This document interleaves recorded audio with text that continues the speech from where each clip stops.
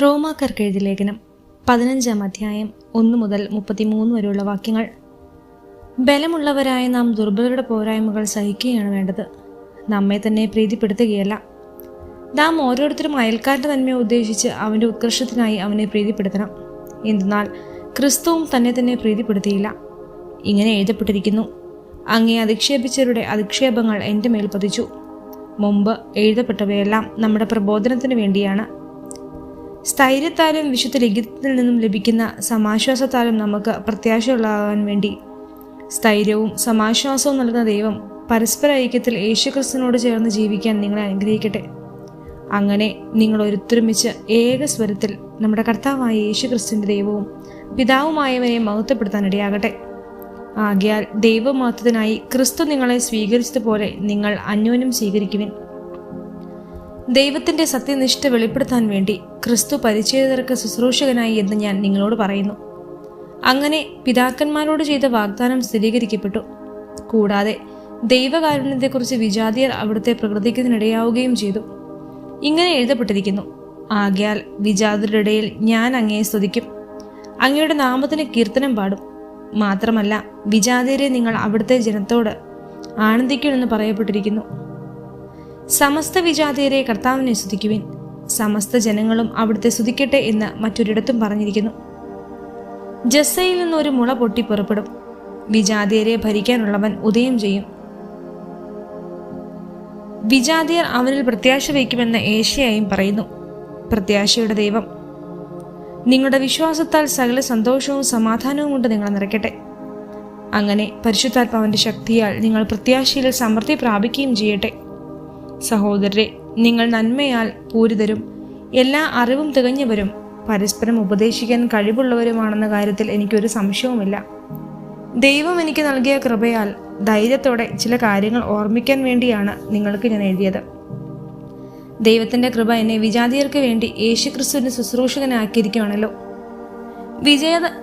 വിജാതിയരാകുന്ന ബലിവസ്തു സ്വീകാര്യവും പരിശുദ്ധാത്മാവിനാൽ പവിത്രീകൃതവും ആകാൻ വേണ്ടി ഞാൻ ദൈവത്തിൻ്റെ സുവിശേഷത്തിന് പുരോഗതി ശുശ്രൂഷ ചെയ്യുന്നു.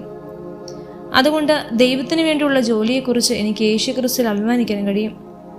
വിജാതിയരുടെ അനുസരണം നേടിയെടുക്കേണ്ടതിന് വാക്കാലും പ്രവൃത്തിയാലും അടയാളങ്ങളുടെയും അത്ഭുതങ്ങളുടെയും ബലത്താലും പരിശുദ്ധാത്മാവിൻ്റെ ശക്തിയാലും ഞാൻ വഴി ക്രിസ്തു പ്രവർത്തിച്ചൊഴികെ ഒന്നിനെക്കുറിച്ച് സംസാരിക്കാൻ ഞാൻ തുനിയുകയില്ല.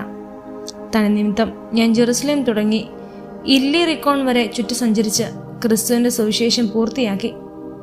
അങ്ങനെ മറ്റൊരുവൻ സ്ഥാപിച്ച അടിസ്ഥാനത്തിന്മേൽ പണിയാതെ ക്രിസ്തുവിനെ അറിയാത്ത സ്ഥലങ്ങളിൽ സുവിശേഷ പ്രസംഗിക്കുന്നതിൽ ഞാൻ അത്യധികം ഉത്സാഹം കാണിച്ചു. ഒരിക്കലും അറിഞ്ഞിട്ടില്ലാത്തവനെ അവർ ദർശിക്കും, അവനെക്കുറിച്ച് കേട്ടില്ലാത്തവർ അവനെ മനസ്സിലാക്കുമെന്ന് എഴുതപ്പെട്ടിട്ടുണ്ടല്ലോ. മുൻപറഞ്ഞ കാരണത്താലാണ് നിങ്ങളുടെ അടുക്കൽ വരുന്നതിന് എനിക്ക് പലപ്പോഴും തടസ്സം നേരിട്ടത്. ഇപ്പോഴാകട്ടെ എനിക്ക് ഈ പ്രദേശങ്ങളിൽ പ്രവർത്തനത്തിനുള്ള സാധ്യതയൊന്നുമില്ല. നിങ്ങളുടെ അടുക്കൽ വരാൻ പല വർഷങ്ങളായി ഞാൻ ആഗ്രഹിക്കുകയും ചെയ്യുന്നു. അതുകൊണ്ട് സ്പെയിനിലേക്കുള്ള യാത്രക്കിടയിൽ നിങ്ങളെ കാണാമെന്നും നിങ്ങളുടെ സഹവാസം ഞാൻ കുറേ കാലം ആസ്വദിച്ചതിന് ശേഷം നിങ്ങൾ എന്നെ അങ്ങോട്ട് യാത്രയാക്കുമെന്നും പ്രതീക്ഷിക്കുന്നു. ഇപ്പോൾ ഞാൻ വിശുദ്ധരെ സഹായിക്കാൻ ജെറുസലേമിലേക്ക് പോവുകയാണ്. എന്തെന്നാൽ ജെറുസലേമിലെ വിശുദ്ധരിൽ നിർദ്ദയനായവർക്ക് കുറെ സംഭാവന കൊടുക്കാൻ മക്കദോനിയയിലും അഖായയിലും ഉള്ളവർ സന്മനസ് പ്രകടിപ്പിച്ചിരിക്കുന്നു.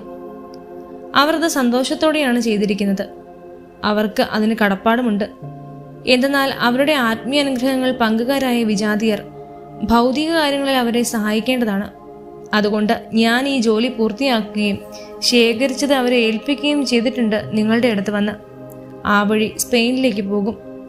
ഞാൻ അവിടെ വരുന്നത് ക്രിസ്തുവിൻ്റെ സമ്പൂർണമായ അനുഗ്രഹത്തോടു കൂടിയായിരിക്കുമെന്ന് എനിക്കറിയാം.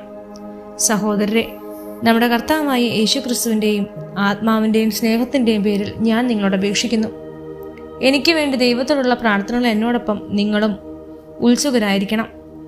അത് യൂദയയിലുള്ള അവിശ്വാസികളിൽ നിന്നും ഞാൻ രക്ഷപ്പെടുന്നതിനും ജെറുസലേമിലെ എൻ്റെ ശുശ്രൂഷ വിശുദ്ധർക്ക് സ്വീകാര്യമാകുന്നതിനും വേണ്ടിയാണ്. അങ്ങനെ ദൈവഹിതമനുസരിച്ച് ഞാൻ സന്തോഷപൂർവ്വം നിങ്ങളുടെ അടുത്തെത്തുകയും നിങ്ങളുടെ സഹവാസത്തിൽ ഉന്മേഷപ്രദനാവുകയും ചെയ്യും. സമാധാനത്തിൻ്റെ ദൈവം നിങ്ങളെല്ലാവരുടെയും കൂടെ ഉണ്ടായിരിക്കട്ടെ. ആമേൻ. റോമാക്കാർക്ക് എഴുതിയ ലേഖനം 16-ാം അധ്യായം 1 മുതൽ 27 വരെയുള്ള വാക്യങ്ങൾ. കെങ്ക്രയിലെ സഭയിൽ ശുശ്രൂഷകയായ നമ്മുടെ സഹോദരി ഫോയ്ബയെ നിങ്ങൾക്ക് ഞാൻ വരവേൽപ്പിക്കുന്നു. വിശുദ്ധർക്ക് ഉചിതമായ വിധം കർത്താവിൽ നിങ്ങൾ അവളെ സ്വീകരിക്കണം. അവൾക്ക് ആവശ്യമുള്ള ഏത് കാര്യത്തിലും അവളെ സഹായിക്കണം. എന്നാൽ അവൾ പലരെയും എന്ന പോലെ എന്നെയും സഹായിച്ചിട്ടുണ്ട്. യേശുക്രിസ്തുവിൽ എൻ്റെ സഹപ്രവർത്തകരായ പ്രിസ്കായ്ക്കും അഖിലായ്ക്കും വന്ദനം പറയുവിൻ. അവർ എൻ്റെ ജീവന് വേണ്ടി തങ്ങളുടെ ജീവൻ പണയപ്പെടുത്തിയവരാണ്. ഞാൻ മാത്രമല്ല, വിജാതിയരുടെ സകല സഭകളും അവർക്ക് നന്ദി പറയുന്നു. അവരുടെ ഭവനത്തിൽ സമ്മേളിക്കുന്ന സഭയ്ക്കും വന്ദനം പറയുവിൻ. ഏഷ്യായിൽ ക്രിസ്ത്യനുള്ള ആദ്യഫലമായ എൻ്റെ പ്രിയപ്പെട്ട എപ്പാനേത്താസിലെ അഭിവാദനം ചെയ്യുവിൻ. നിങ്ങളുടെ ഇടയിൽ കഠിനാധ്വാനം ചെയ്ത മറിയത്തിനും വന്ദനം പറയുവിൻ. എൻ്റെ ബന്ധുക്കളും എന്നോടുകൂടെ കാരാഗ്രഹവാസം അനുഭവിച്ചവരുമായ അത്രോണിക്കോസിനും യൂണിയസിനും അഭിവാദനം നൽകുവിൻ. അവർ അപ്പോസ്തല ഗണത്തിലെ പ്രമുഖരും എനിക്ക് മുമ്പേ ക്രിസ്ത്യാനികളുമായവരുമാണ്. ക്രിസ്തുവിൽ എൻ്റെ പ്രിയപ്പെട്ട ആംപ്ലിയാത്തോസിന് ആശംസകൾ അർപ്പിക്കുവിൻ. ക്രിസ്തുവിൽ നമ്മുടെ സഹപ്രവർത്തകനായ ഉർബാനോസിനും എൻ്റെ പ്രിയപ്പെട്ടവനായ സ്താക്കീസിനും വന്ദനമേകുവിൻ. ക്രിസ്തുവിൽ അംഗീകൃതനായ അപ്പെല്ലസിന് അഭിവാദനം നൽകുവിൻ. അരിസ്തോബലോസിൻ്റെ ഭവനാംഗങ്ങളെയും അഭിവാദനം ചെയ്യുവിൻ. എൻ്റെ ബന്ധുവായ ഹെറോദോയന് വന്ദനം പറയുവിൻ. നർക്കീസുസിൻ്റെ ഭവനത്തിൽ കർത്താവിൻ്റെ ഐക്യത്തിൽ വസിക്കുന്നവർക്ക് വന്ദനം പറയുവിൻ. കർത്താവിൽ അധ്വാനിക്കുന്നവരായ ത്രീഫനായിക്കും ത്രീഫോസയ്ക്കും മംഗളം ആശംസിക്കുവിൻ. കർത്താവിൽ കഠിനാധ്വാനം ചെയ്ത എൻ്റെ പ്രിയപ്പെട്ട പേർസിസിന് മംഗളം നൽകുവിൻ. കർത്താവിൽ തിരഞ്ഞെടുക്കപ്പെട്ട റൂഫസിനും അവൻ്റെ അമ്മയ്ക്കും വന്ദനം പറയുവിൻ. അവൾ എൻ്റെയും അമ്മയാണ്. അസിൻകിത്രോസ്, ഫ്ലേഗോൺ, ഹെർമസ്, പത്രോബാസ്, ഹെർമാസ് എന്നിവർക്കും അവരുടെ കൂടെയുള്ള സഹോദരർക്കും അഭിവാദനം അർപ്പിക്കുവിൻ. ഫിലോലോഗോസിനും യൂലിയായിക്കും നെരയൂസിനും അവൻ്റെ സഹോദരിക്കും ഒളിംബാസിനും അവരോട് കൂടെയുള്ള സകല വിശുദ്ധർക്കും വന്ദനം പറയുവിൻ. വിശുദ്ധ ചുംബനത്താൽ അന്യോന്യം വന്ദനം പറയുവിൻ. ക്രിസ്തുവിൻ്റെ സമസ്ത സഭകളും നിങ്ങൾക്ക് ആശംസകൾ അയക്കുന്നു. സഹോദരരെ, നിങ്ങൾ പഠിച്ച തത്വങ്ങൾക്ക് വിരുദ്ധമായ പിളർപ്പുകളും ദുർമാതൃകളും ഉണ്ടാകുന്നവരെ ശ്രദ്ധിച്ചുകൊള്ളണം എന്ന് ഞാൻ നിങ്ങളോട് അപേക്ഷിക്കുന്നു. അവരെ നിരാകരിക്കുവിൻ. അങ്ങനെയുള്ളവർ നമ്മുടെ കർത്താവായ യേശുക്രിസ്തുവിനെയല്ല, തങ്ങളെ തന്നെ ഉദരങ്ങളായാണ് ശുശ്രൂഷിക്കുന്നത്. ആകർഷമായ മുഖസ്തുതി പറഞ്ഞ് അവർ സരളചിത്തരെ വഴിപിഴപ്പിക്കുന്നു. നിങ്ങളുടെ അനുസരണം എല്ലാവർക്കും അറിവുള്ളതാണ്. അതുകൊണ്ട് ഞാൻ നിങ്ങളെക്കുറിച്ച് സന്തോഷിക്കുന്നു. നിങ്ങൾ നല്ല കാര്യങ്ങളിൽ അറിവുള്ളവരും തിന്മയുടെ മാലിന്യമേശാത്തവരും ആയിരിക്കണമെന്ന് ഞാൻ ആഗ്രഹിക്കുന്നു. സമാധാനത്തിന് ദൈവം ഉടൻ തന്നെ പിശാചിനെ നിങ്ങളുടെ കാൽക്കീഴിലാക്കി തകർത്ത് കളയും. നമ്മുടെ കർത്താവായ യേശുക്രിസ്തുവിൻ്റെ കൃപ നിങ്ങളുടെ കൂടെ ഉണ്ടായിരിക്കട്ടെ. എൻ്റെ സഹപ്രവർത്തകനായ തിമോത്തോസിനും എൻ്റെ ബന്ധുക്കളായ ലൂസിയൂസിനും യാസോസിനും സൊസീപാത്തറും നിങ്ങൾക്ക് വന്ദനം പറയുന്നു. ഈ ലേഖനത്തിൻ്റെ എഴുത്തുകാരനായ ഞാൻ തെർത്തിയോസ് കർത്താവിൻ്റെ നാമത്തിൽ നിങ്ങളെ അഭിവാദനം ചെയ്യുന്നു. എൻ്റെയും സഭ മുഴുവൻ്റെയും ആതിഥേയനായ ഗായിയൂസ് നിങ്ങൾക്ക് വന്ദനം പറയുന്നു. നഗരത്താലെ ഗജനാവുകനായ എറാസ്തൂസും സഹോദരനായ ക്വാർത്തൂസും നിങ്ങൾക്ക് വന്ദനം പറയുന്നു.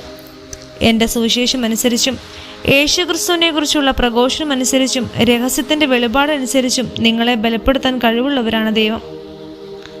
യുഗയുഗാന്തരങ്ങളായി നിഗൂഢമായിരുന്ന രഹസ്യം അവിടുന്ന് പ്രവാചകന്മാരുടെ ലിഖിതങ്ങൾ വഴി ഇപ്പോൾ വെളിപ്പെടുത്തി. ഈ രഹസ്യം നിത്യനായ ദൈവത്തിൻ്റെ ആജ്ഞ അനുസരിച്ച് വിശ്വാസത്തിൻ്റെ അനുസരണത്തിനായി സകല ജനപദങ്ങൾക്കും അറിയപ്പെട്ടിരിക്കുകയാണ്. സർവജ്ഞനായ ആ ഏക ദൈവത്തിന് യേശുക്രിസ്തു വഴി എന്നേക്കും മഹത്വമുണ്ടായിരിക്കട്ടെ. ആമേൻ.